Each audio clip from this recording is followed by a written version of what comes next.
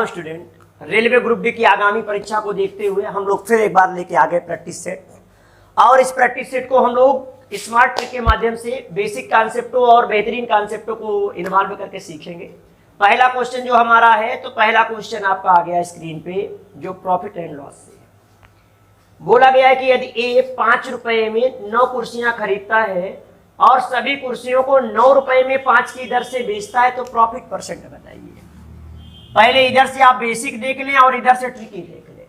बोला है कि भैया 5 रुपए में 9 की दर से खरीदता है, 5 रुपए में 9 की दर से ये परचेज करता है, जबकि 9 रुपए में 5 की दर से सेल करता है, तो बताइए प्रॉफिट परसेंट। जो खरीदना होता है वो क्रय मूल्य कहलाता है, सीपी कॉस्ट प्राइस, और बेचना सेलिंग प्राइस कहलाता है। तो यहाँ पे हमेशा आर्टिकल का एलसीएम लिया जाता है, तो 9 और 5 का एलसीएम हो जाएगा 45 और 9 5 का एलसीएम 45, अर्थात हम 45 आर्टिकल खरीदेंगे और 45 ही बेचेंगे। तो 9 बराबर 45 के, तो 1 बराबर 5 के, तो यहाँ 5 से गुणा करिए तो सीपी आ जाएगा आपका 25, और यहाँ हो जाएगा 5 बराबर 45 के, तो 1 बराबर 9 के, तो 9 इंटू 9 क्या हो जाएगा 81। अर्थात बात ये हुई 25 का खरीदा और 81 का बेच दिया। तो बताइए यहाँ पे प्रॉफिट परसेंट बताना है, कितने का प्रॉफिट हुआ। तो 11 में 5 गए 6, 7 में 2 गए 5, 56 रुपए का प्रॉफिट हुआ। किसमें? 25 की सीपी में, 25 की सीपी में। अगुणे 100 कर देंगे तो सीधा आ जाएगा 25 चौको 100, और 4 से गुणा कर दीजिए इधर, तो ये हो जाएगा 4 से 24 2, और 4 5 से 20 2 22। तो आंसर आ गया कि हमें जो प्रॉफिट होगा कितने का होगा, प्रॉफिट परसेंट आ गया 224। आप इस तरह से नहीं करेंगे, आप ट्रिकी कॉन्सेप्ट अप्लाई करेंगे। ये तो हमारा इसका बेसिक कॉन्सेप्ट रहा। ट्रिकी में देखिए, इधर आपका सीपी होगा और इधर एसपी होगा। कोई भी क्वेश्चन इस तरह का अगर आए तो आप ट्रिकी फॉर्मेट से करिए। 5 रुपए में 9 की दर से इन्होंने खरीदा है और 9 रुपए में 5 की दर से इन्होंने बेचा है। हमेशा रेट इधर, क्वांटिटी इधर, इधर से गुणा करेंगे तो ये 25 सीपी आ गया 25, और इधर से करेंगे 9 गुणे 9 तो एसपी आ गया 81। अर्थात 25 का आर्टिकल हमने 81 में बेचा, तो प्रॉफिट कितने का हुआ 56 का 25 के सीपी में गुणे 100। और जैसे सॉल्व करेंगे तो यही ऑप्शन आपका आ जाएगा 224%। जी इसका राइट आंसर होगा। देखिए नेक्स्ट क्वेश्चन हमारा वर्क एंड टाइम से बोला गया है। स्क्रीन पे आप क्वेश्चन एक बार रीड कर लें, जो आया हो क्वेश्चन एग्जाम का। बोला है 9 घंटे प्रतिदिन काम करके मनीष एक पुस्तक को 16 दिनों में पढ़ सकता है। यहाँ पे डे की बात हो रही है, डे का मतलब दिन की बात हो रही है। जब वो 16 दिनों में काम करता था तो वो पर डे 9 घंटे उसे काम करना पड़ रहा था, लेकिन कहता है अब हम 24 दिनों में करना चाह रहे हैं, तो कितने घंटे करना पड़ेगा। आपका दिन बढ़ जाएंगे तो समय का ड्यूरेशन भी कम हो जाएगा, क्योंकि काम तो वही करना है ना। जब हम 16 दिनों में कर रहे थे तो हम कितने घंटे पर डे काम कर रहे थे 9। तो बताइए यहाँ पे डे का रेशियो क्या हो जाएगा, 8 दूनी 16 और 8 त्रिका 24। तो डे का रेशियो हो जाएगा 2 से 3। हमारे डे जिस अनुपात में बढ़ेंगे तो घंटे का रेशियो, जो टाइम का रेशियो है, घंटे का जो रेशियो है, उसी अनुपात में क्या हो जाएगा, कम हो जाएगा। क्योंकि ज्यादा दिन अगर काम कर रहे हो तो आप कम घंटे काम कर रहे हो, तो आपका समय जिस अनुपात में घटेगा तो और जो होगा उसी अनुपात में क्या हो जाएंगे, बढ़ जाएंगे। अगर डे जिस अनुपात में बढ़ेंगे तो और उसी अनुपात में कम हो जाएंगे। तो बताइए, पहले हम 3 रेशियो काम कर रहे थे और में, अब हम 2 रेशियो ही काम करेंगे, तो 3 रेशियो बराबर कितने और काम कर रहे थे शुरुआत में 9 आर, तो 1 रेशियो बराबर हो जाएगा 3 आर, तो 2 रेशियो बराबर कितना हो जाएगा 6 आर। अगर वो काम अगर 24 दिन में करना है तो पर डे हम कितने घंटे काम करेंगे, ओनली 6 आवर काम करेंगे। जी आंसर हो जाएगा। देखते हैं नेक्स्ट क्वेश्चन हमारा डिस्काउंट से, रेगुलर डिस्काउंट से है। बोला है रजत द्वारा एक कमीज को 12% और 20%। तो आपको पहले मैं हिस्सा बता दूं 12% क्या होता है। 12/100 करेंगे तो आपका 3/20 हिस्सा हो जाए, 3/25 हिस्सा हो जाएगा। 4 3 12 होता है, 4% 25 हिस्सा होता है, या तो अपॉन 100 करके आप बना लीजिएगा, 3/25 मिलेगा। और दूसरा डिस्काउंट आपका 20% का है, तो 20% 1/5 मिलेगा। और देखिए इसके बाद क्वेश्चन कैसे बेहतरीन तरीके से बताते हैं। डिस्काउंट हमेशा आपका एमआरपी पे दिया जाता है, और डिस्काउंट देने के बाद चीज को सेल किया जाता है, तो इसके बाद वो सेलिंग प्राइस जनरेट हो जाता है। यहाँ पे एक डिस्काउंट दिया है 12% का, 25 में 3 का, तो 25 में अगर 3 का कोई डिस्काउंट हमें देगा तो वो आर्टिकल कितने का जाएगा 22 का। और दूसरा डिस्काउंट हमें दिया है 5 में 1 का, 5 में 1 का डिस्काउंट देगा तो वो 4 का जाएगा। और क्वेश्चन में आप रीड करके देखें क्या दिया है, अंकित मूल्य 500 दिया है, अंकित मूल्य दिया है 500। तो बताइए कि डिस्काउंट कितना होगा, तो बताइए एमआरपी के बाद इतने का बेचा है तो जो बीच का आएगा वो डिस्काउंट को ही बताएगा। तो 5 से काटिए, 5 से हो जाएगा 100, अब 25 से काटिए जो हो जाएगा 4, एक रेशियो बराबर 4 रुपए, तो जो हो जाएगा 2200 को 88 गुणे 4 कर दीजिए भाई, 4 कर दीजिए तो कितना हो जाएगा, 4 32 3, 32 और 3 कितना हो जाएगा 35, अर्थात इस आर्टिकल को 352 रुपए में सेल किया गया है। तो डिस्काउंट कितने का दिया है, तो 500 रुपए में 352 रुपए आप लेस कर दे, तो आंसर आ जाएगा 148 रुपए, अर्थात डिस्काउंट कितने का दिया गया है 148, अर्थात 148 रुपए का। तो डिस्काउंट आपका 3 नंबर ऑप्शन पे लाई कर लीजिए, आंसर मिल जाएगा। डिस्काउंट जो दिया गया वो 148 रुपए का दिया। देखते हैं नेक्स्ट क्वेश्चन हमारा पाइप और टंकी से है। बोला है कि एक पाइप एक टंकी को 6 घंटे में भर सकता है। अगर सिंगल पाइप होता तो टंकी को 6 घंटे में भर देता, अगर इसे बंद ना किया गया होता। ये बोल रहा है एक पाइप एक टंकी को 6 घंटे में भर देता है, जब टंकी आधी भर जाती है। तो बताइए पूरी टंकी 6 घंटे में भरती है तो एक पाइप आधी टंकी भरेगा 3 घंटे में, अर्थात टंकी 3 घंटे तक चल चुकी है, मतलब 3 घंटे तक भर चुकी है। पूरी टंकी 6 घंटे में भरेंगे तो आधी टंकी हमने एक पाइप के द्वारा कितने घंटे में भरा होगा, 3 घंटे में। तो 3 घंटे तो चल चुकी है भैया, 3 घंटे में आधी भर चुकी। अब हमारे 3 घंटे का एक पाइप की 3 घंटे का काम और बचा हुआ है। इसी पाइप के 3 घंटे का काम ये बचा हुआ है। इस पाइप ने आधी टंकी को 3 घंटे में भर दिया है, इस पाइप के एक पाइप का काम कितने घंटे का बचा हुआ है, 3 घंटे का। फिर बोला है कि ऐसे ही 3 नल और खोल दिए जाते, तो एक पाइप था तो एक पाइप के 3 घंटे का काम बचत, ऐसे ही का मतलब इसी इफिशिएंसी वाले। तो यहाँ 3 पाइप और खोल देंगे तो एक पाइप के 3 घंटे का काम रिमेनिंग था, तो 3 पाइप और खोल दिए तो पाइप कितने हो गए, 4। तो 4 पाइप हो गए, तो एक पाइप भरता 3 घंटे में, तो 4 पाइप भरेंगे 3/4 घंटे में। 3/4 घंटे को मिनट में कन्वर्ट करना पड़ेगा क्योंकि डिवाइड नहीं हो पा रहा। तो 4 से हम डिवाइड करेंगे 15 और 15 से 45 मिनट, अर्थात 45 मिनट और लगेगा। तो 3 घंटे यहाँ चला है, अब 45 मिनट यहाँ चला है, तो पूरी टंकी कितनी देर में ये भर देंगे, 3 घंटे 45 मिनट, अर्थात ये पूरी टंकी को भरने में कितना समय लेंगे, 3 घंटे 45 मिनट। जी आपका राइट आंसर होगा। देखिए नेक्स्ट क्वेश्चन हमारा साधारण ब्याज से है और इसको हम लोग रेशियो माध्यम से बनाने का प्रयास करेंगे। क्वेश्चन रेशियो माध्यम से है। बोला है कि एक राशि साधारण ब्याज पर निवेश करने पर 2 वर्ष 6 महीने, तो 2 वर्ष 6 महीने को आप जानते हैं 6 महीने का आधा साल होता है, तो 2 वर्ष 6 महीने को हम लिख सकते हैं 2.5 ईयर। इतना तो आप समझदार हैं, 2.5 ईयर आप लिख सकते हैं इसको। बोला है कि मिलने वाला जो साधारण ब्याज है 6 महीने में स्वयं की 13/10 गुना हो जाती है। साधारण ब्याज पर निवेश करने पर स्वयं की इतने गुना हो जाती है। हो जाने का मतलब बोला है कि 13/10 गुना हो जाती है। हो जाने का मतलब होता है ब्याज पा के हो जाना, वो अमाउंट को रिप्रेजेंट करता है। तो आप देखिए बड़ा बेहतरीन तरीका आपको बताते हैं, अमाउंट, मूलधन और एसआई।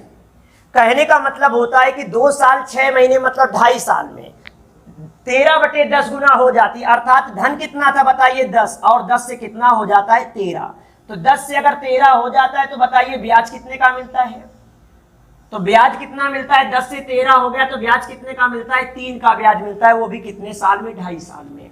तो इन्होंने इसके बाद में क्या बोला है हमसे, 10 से 13 हो जाती है, तो इसके बाद में बताना है ब्याज की दर क्या होगी। आपको पता होना चाहिए मूलधन अपने में 100% होता है, तो 10 रेशियो बराबर हो जाएगा 100%, तो 1 रेशियो बराबर हो जाएगा 10%। जब 1 रेशियो बराबर 10% तो ब्याज कितने रेशियो का मिला है, 3 रेशियो का, तो 3 रेशियो बराबर 30%। और 30% का ब्याज कितने साल में मिला है, 2.5 साल में मिला है।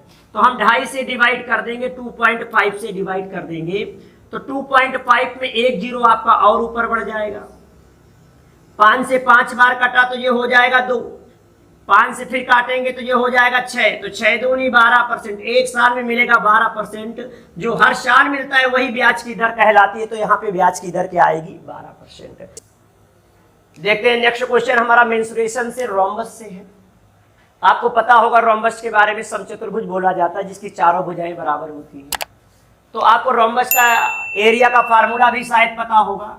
रोम्बस के एरिया का जो फार्मूला होता है, तो आपका अगर विकर्ण दोनों इसके अलग अलग होते हैं, पहला विकर्ण अगर हम D1 मान लें और दूसरा विकर्ण हम D2 मान लें, तो यहाँ पे इसका एरिया का फार्मूला क्या होता है आपको हम बताने जा रहे हैं। होता है formula area is equal to 1/2 D1 into D2, अर्थात इसका जो क्षेत्रफल होता है, किसका क्षेत्रफल, रोम्बस का, समचतुर्भुज का क्षेत्रफल ये होता है 1/2 D1 इंटू D2। आप पढ़ के देखें क्वेश्चन में क्या पूछा गया है। एक समचतुर्भुज के दो विकर्णों की लंबाई 8 सेंटीमीटर और 15 सेंटीमीटर है, तो इसका क्षेत्रफल बताइए। तो यहाँ पे हो जाएगा 1/2, पहला विकर्ण D1 बराबर कितना दिया है 15 और D2 बराबर क्या दिया है 8। सीधा हम 2 से डिवाइड करेंगे तो हो जाएगा 4 और 4 का गुणा हम 15 में कर देंगे तो 15 गुणे 4 होता है 60 और सेंटीमीटर है तो स्क्वायर हो जाएगा। अर्थात रोम्बस का एरिया क्या हो जाएगा 60 सेंटीमीटर स्क्वायर। तो इसमें जानकारी की बात ये थी कि रोम्बस का आपको एरिया आना चाहिए कि रोम्बस का एरिया क्या होता है 1/2 D1 इंटू D2। देखते हैं नेक्स्ट क्वेश्चन हमारा आपका समलंब चतुर्भुज से है। तो स्टूडेंट आपको अगर ये वीडियो अच्छा लग रहा हो तो लाइक करते जाइए, शेयर भी करते जाइए, कमेंट भी करते जाइए और जो दोस्त तैयार हो तो उनके साथ में शेयर भी करते जाइए। तो अगला क्वेश्चन हम लोग ट्रेपेजियम से लेने जा रहे हैं। बड़े बेहतरीन क्वेश्चन इसमें आ रहे हैं आपके एग्जाम के लिए। इसमें हम समलंब चतुर्भुज का क्वेश्चन आपको बताने जा रहे हैं। तो जो हमारा समलंब चतुर्भुज होता है उसे ट्रेपेजियम बोला जाता है। इसमें दो आपकी पैरेलल और दो नॉन पैरेलल साइड्स होती है और जो बीच की दूरी होती है वो h कहलाती है। और इसकी अगर भुजा को हम a मान लें और इसकी भुजा को हम b मान लें तो इसका एरिया जो होता है 1/2 समांतर भुजाओं का योग मतलब a प्लस b और बीच की दूरी हो कहलाती h, जी इसके एरिया का फार्मूला होता है। ज्यादातर एग्जाम में यही फार्मूला आपका पूछ लिया जाता है ट्रेपेजियम का कि इसका फार्मूला अगर आपको आता है तो सीधा वैल्यू रख देंगे। समलंब चतुर्भुज की दो समांतर भुजाएं 8 और 10 दी हैं, तो यहाँ पे a बराबर आपका दिया है 8 और 10। समांतर जब भुजाएं दे दी है तो बीच की दूरी आपकी h बराबर क्या दी है 6 सेंटीमीटर। h बराबर दी है 6 सेंटीमीटर। तो कहते हैं ट्रेपेजियम का एरिया क्या होगा, तो हम डायरेक्ट फार्मूले पर रख लेंगे 1/2 समांतर भुजाओं का योग हो जाएगा 10 और 8 18 हो जाएगा a प्लस b में और बीच की दूरी h कहलाती है तो h बराबर आपका क्या हो जाएगा 6। सीधा हम 2 से डिवाइड करेंगे 3 और 18 गुणे 3 क्या हो जाएगा 54 सेंटीमीटर है तो सेंटीमीटर स्क्वायर जी आपके ट्रेपेजियम का क्या हो जाएगा एरिया हो जाएगा। देखिए स्टूडेंट नेक्स्ट क्वेश्चन आपका गोला और अर्धगोला से है। तो पहले आप गोला और अर्धगोला के विषय में जान लीजिए, फार्मूले नहीं होंगे तो आप कुछ कर नहीं पाएंगे। ये बड़ा सा अर्धगोला है, इसको मेल्ट करके छोटे छोटे गोले बनाए गए हैं तो उन्हीं की संख्या बतानी। तो पहले आप जानिए आयतन क्या होता है। किसी मेटल को जब हम पिघला के दूसरा आकार बनाएंगे, दूसरी फिगर बनाएंगे तो इसका आयतन इसके आयतन के क्या हो जाएगा बराबर। अर्थात इसका मटेरियल से ही ये बनेगा तो इसके आयतन आपस में बराबर हो जाएंगे। तो बताइए इसके आयतन का फार्मूला क्या होता है। इसके आयतन को हम v से रिप्रेजेंट करते हैं। इसका आयतन होता है 4/3 पाई r क्यूब। ये हमारे गोले का आयतन होता है 4/3 पाई r क्यूब। और अर्धगोले का जो आयतन होता है वो होता है 2/3 पाई r क्यूब। ये अर्धगोले का आयतन होता है। तो इस अर्धगोले से हमें गोलियां बनानी छोटी छोटी, तो उनकी संख्या हमसे पूछी गई है। तो ये फार्मूले अगर ना पता होंगे दोनों तो आप कर नहीं पाएंगे क्वेश्चन को। बोला है 6 सेंटीमीटर त्रिज्या का एक अर्धगोला, तो अर्धगोले का आयतन हो जाएगा 2/3 पाई r क्यूब हो जाएगा 6 × 6 × 6। इससे पिघलाकर क्या बनानी छोटी छोटी गोलियां। तो कितनी गोलियां बनेंगी, हमने मान लिया n गोलियां बनेंगी। इसकी संख्या बतानी हमने n मान ली। और एक गोली का आयतन क्या हो जाएगा 4/3 पाई r क्यूब क्या है 1 × 1 × 1, क्योंकि 1 सेंटीमीटर त्रिज्या की गोली बनानी है। 1 सेंटीमीटर त्रिज्या की गोली आपको बनानी है तो ये एक गोली का आयतन हो जाएगा। अजय पूरा आपका मटेरियल, इस मटेरियल से आपको गोली बनानी, तो हमने कहा n गोलियां बनेंगी। तो पाई से पाई आप कैंसिल कर दीजिए और ये 3 से आपका 3 कैंसिल हो जाएगा। और इसके बाद में आप देख लें भाई 2 से आपका 2 से कैंसिल हो जाएगा, 4 तो बचेगा 2 से फिर इसको कैंसिल करोगे तो बचेगा 3। अब उधर से 1 1 बचा तो इसका मल्टीप्लाई तो 1 ही रहेगा।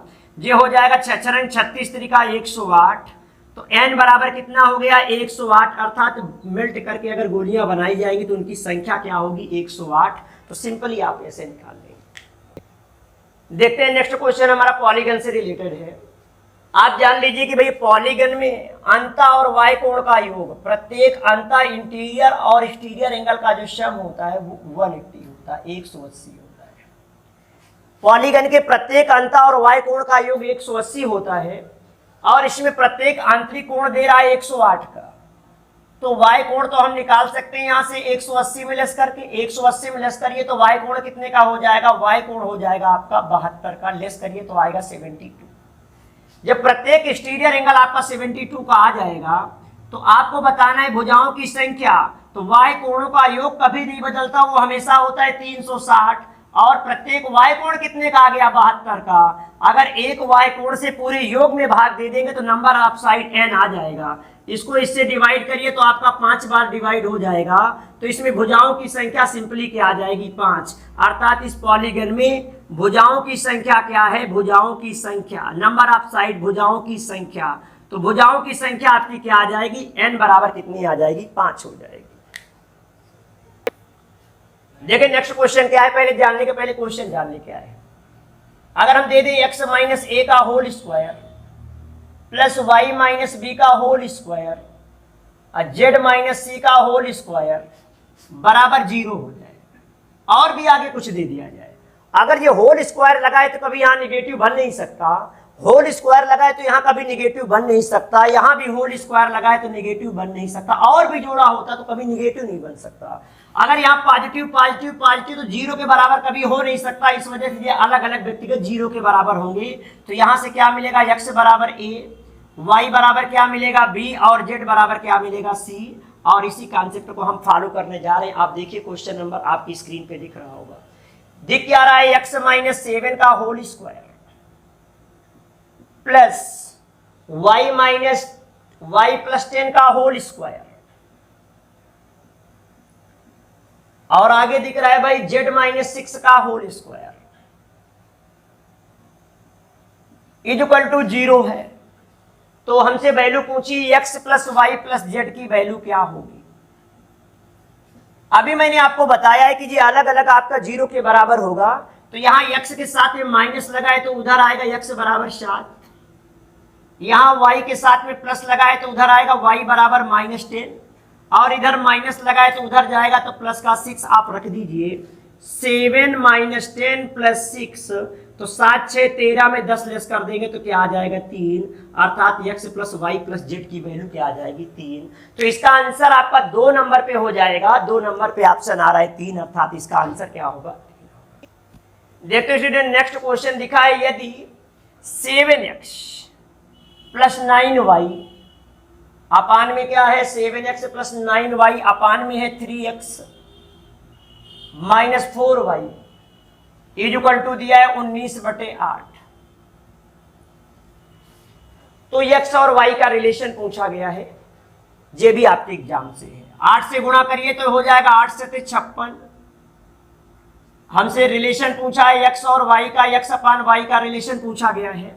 तो 8 से गुणा करिए, 8 से 56x और ये हो जाएगा आपका 9/72y और इधर 19 से गुणा करिए तो 19 3 का 57x हो जाएगा माइनस और 19 चौको 76y हो जाएगा। आप x में x लेस करेंगे तो 56 में 57 लेस करेंगे तो x हो जाएगा और 76 इसमें जोड़ देंगे तो ये हो जाएगा आपका 8 और ये हो जाएगा 148y हो जाएगा। तो इसके बाद में हमसे पूछा x और y के बीच का रिलेशन बताइए।